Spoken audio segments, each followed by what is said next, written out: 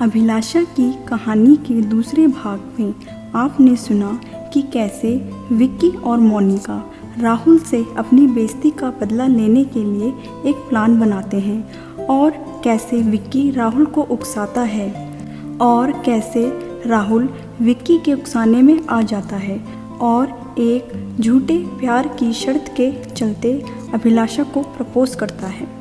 अब आगे। इधर इन सभी बातों से अनजान अभिलाषा में राहुल के प्रपोजल से जैसे एक नई आशा का संचार हुआ था। उसमें एक नई आशा उमड़ पड़ी थी। उसे विश्वास ही न होता था कि कॉलेज का सबसे हैंडसम लड़का, जिसे वो मन ही मन पसंद करती थी, जिसे वो अपना मसीहा समझती थी, जो ऐन वक्त पर उसकी मदद के लिए पहुंच जाता था, वो उसे पसंद करने लगा था, उसे अपना जीवन साथी बनाना चाहता था। उसकी खुशी का ठिकाना न था।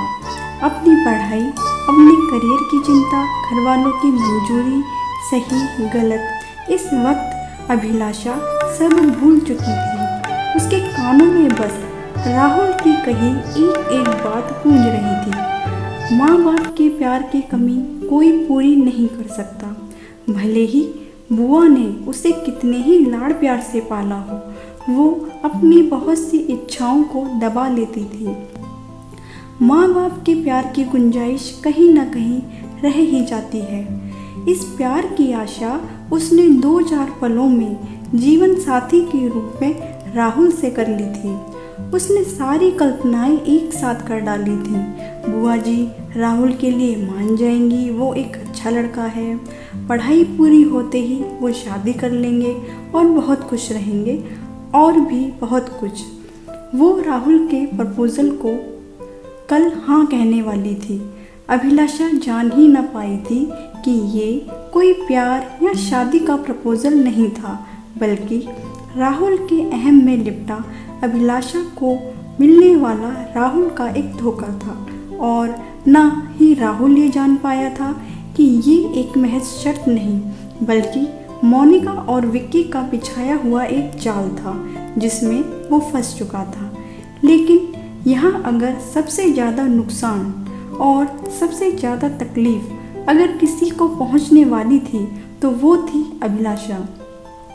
ये बहुत कम वक्त में और बिना सोचे समझे और जल्दबाजी में लिया गया फैसला था। अभिलाषा ने सोच लिया था कि वो एक सरप्राइज़ के साथ राहुल के प्रपोजल को हाँ कहेगी, और यही सरप्राइज़ उसकी आगे आने वाली पूरी ज़िंदगी पर भारी पड़ने वाला था। प्यार में पड़ा इंसान सच में सही गलत सब भूल जाता है। वो अपनी एक अलग ही दुनिया में रहता है। इससे अभिलाषा भी कहाँ अछूती रहती। अगला दिन आ जाता है। सुबह से दोपहर हो जाती है। अभिलाषा का कहीं अता पता ना था। दिव्या परेशान हो जाती है और राहुल से बोलती है, भैया शायद उसे पता चल गया है शर्त के बारे में, अब वो कभी कॉलेज नहीं आएगी, हो गया सब खत्म। राहुल कहता है, दिव्या मुझ पर विश्वास करो, मेरे दिल कहता है वो ज़रूर आएगी। मैंने उसे छुट्टी के बाद ऑडिटोरियम में बुलाया था, चलो वहीं उसका इंतज़ार करते हैं। कॉलेज की छुट्टी होने वाली ही थी, लेकिन दिव्या उम्मीद छोड़ चुकी थी कि अब अभिलाषा कभी कॉलेज भी आएगी। इतने में ही राहुल को दूर से अभिलाषा आती हुई दिखाई देती है। वही सफ़ेद चूड़ीदार सूट, आँखों में काजल, माथे पर वही सफ़ेद स्टोन की बिंदी और खुले बाल, वही रूप जिस रूप में अभिलाषा राहुल को पसंद आई थी, जैसा कि राहुल ने अभिलाषा को प्रपोज करते हुए कहा था। दिव्या राहुल से कहती है, भैया आप जाओ, अभिलाषा से मैं बात करती हूँ। राहुल कहता है, मेरा किया तुम क्यों भरोगी दिव्या, देख रही हो उसे, वो पागल सच में मुझसे प्यार करती थी और मैंने उसके साथ क्या किया। तुम जाओ दिव्या, मैं नहीं चाहता कि मेरी वजह से तुम दोनों की दोस्ती में कोई दरार आए। अपने किए की माफ़ी मैं उससे खुद मांगूंगा। दिव्या वहाँ से चली जाती है। अभिलाषा राहुल के पास आती है। राहुल की आंखें नम थी। उसने तो बस एक शर्त के चलते अभिलाषा को एक झूठे प्यार का प्रपोजल दिया था, लेकिन वो क्या जानता था कि अभिलाषा उसे मन ही मन पसंद करने लगी थी। वो पछतावे भरी नज़रों से अभिलाषा को देख रहा था। अभिलाषा कहती है, सॉरी राहुल, मुझे किसी काम से कहीं जाना पड़ा, आने में देर हो गई। इससे पहले कि वो कुछ कह पाता, अभिलाषा अपना बायां हाथ आगे कर राहुल को दिखाती है और कहती है, राहुल, क्या तुम अपनी पूरी ज़िंदगी मेरे नाम कर सकते हो? अभिलाषा की कलाई देखकर राहुल की आंखें भर आती हैं। उसकी आंखों से अभिलाषा के लिए आंसू बनकर वो प्यार झलकने लगता है जिसे वो आज तक जान ही न पाया था, लेकिन अब बहुत देर हो चुकी थी। अभिलाषा की कलाई पर AR अल्फ़ाबेट से एक छोटा सा टैटू बना था, यानी अभिलाषा और राहुल, जो उसने राहुल के प्रपोजल को हाँ कहने के लिए सरप्राइज़ के तौर पर बनवाया था। जैसे ही राहुल कुछ बोलने को होता है, वहाँ सही मौके की तलाश में छिपा विक्की बाहर आ जाता है और राहुल से कहता है, कॉन्ग्रेचुलेसन राहुल, तुम शर्त जीत गए। इतने में मोनिका भी वहाँ आ जाती है और वो सभी स्टूडेंट्स भी जिन्हें मोनिका और विक्की ने बुलाया था राहुल और अभिलाषा का तमाशा बनाने के लिए। अभिलाषा कहती है, कैसी शर्त राहुल? विक्की कहती है, ये क्या बोलेगा मिस टॉपर, मैं तुम्हें बताता हूँ।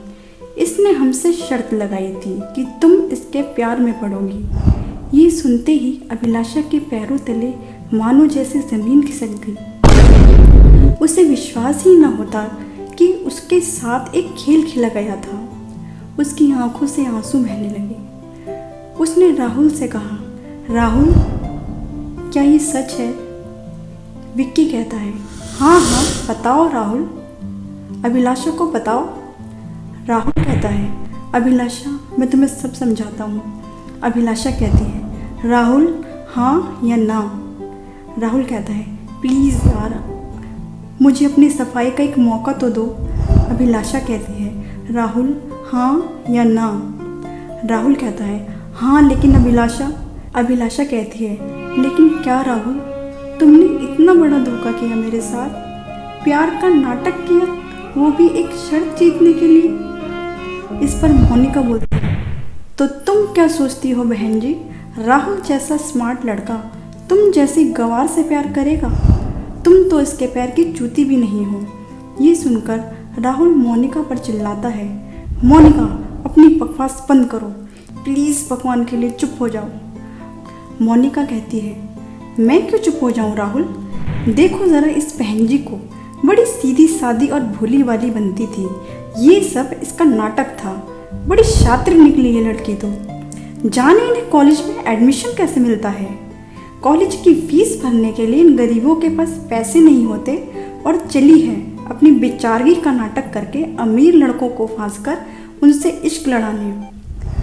अभिलाषा से ये बात बर्दाश्त नहीं हुई और उसके सब्र का बांध टूट पड़ा। वो अपने आंसू पोंछती है और कहती है, तुम सही कहती हो मोनिका, हम जैसी लड़कियों को प्यार करने का कोई हक नहीं, क्योंकि हमारा प्यार तो तुम जैसे अमीरजादों की शर्तों की भेंट चढ़ जाता है।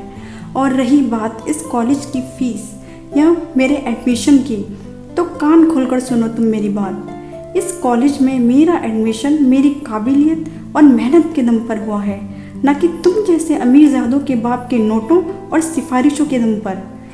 मोनिका से कुछ कहते ना बना। अभिलाषा का ये रूप देखकर वहाँ खड़े सभी छात्र हैरान हो गए थे। अभिलाषा को कभी किसी ने ऐसे ना देखा था। वो कम बोलती थी और ज़्यादा किसी से मतलब ना रखती थी, लेकिन मोनिका की कड़वी बातों ने आज उसकी खामोशी को जुबान दे दी थी, क्योंकि यहाँ सवाल उसकी गरीबी और चरित्र पर उठाया गया था। ये वहाँ खड़े उन सभी स्टूडेंट्स को अभिलाषा का एक करारा जवाब था, जो वहाँ पढ़ने वाले अभिलाषा जैसे और स्टूडेंट्स का मजाक उड़ाया करते थे। अभिलाषा की आंखों में आंसू भर आते हैं और वो राहुल को देखकर कहती है, राहुल, तुम्हें तुम्हारी जीत मुबारक हो। राहुल कहता है, अभिलाषा मेरी बात तो सुनो। अभिलाषा आंखों में आंसू लिए वहाँ से चली जाती है।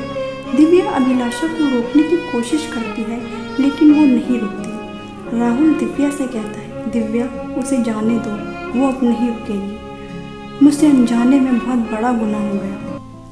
राहुल के अहम में लिपटी इस झूठे प्यार की शर्त ने अभिलाषा को अंदर तक तोड़ दिया था।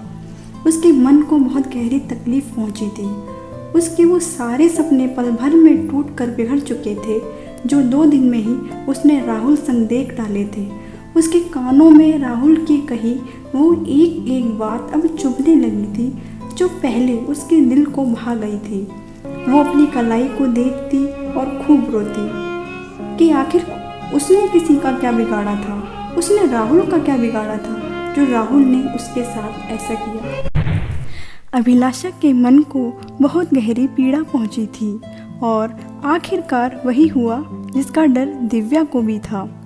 अभिलाषा ने फैसला लिया कि वो अब कभी कॉलेज नहीं जाएगी। सुबह अभिलाषा की बुआ उसके कमरे में जाती हैं और आवाज़ देकर कहती हैं, उठो बेटा, सुबह हो गई, आज तुम्हें कॉलेज नहीं जाना क्या?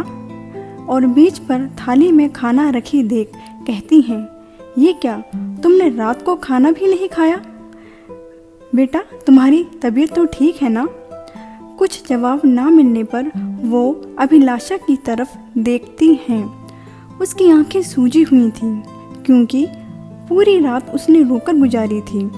उसके चेहरे पर परेशानी साफ झलक रही थी। बुआ ने पूछा, क्या हुआ बेटा, तुम रो रही थी क्या? सब ठीक तो है ना? अभिलाषा नज़रें झुका लेती है।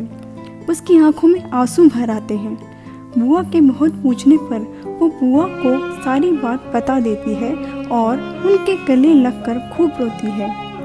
बुआ को समझ ही ना आता था कि वो क्या करें। उनकी मासूम सी बेटी उनके सामने बिलक बिलक के रो रही थी। वो बस उसे चुप कराती और दिलासा देती हैं।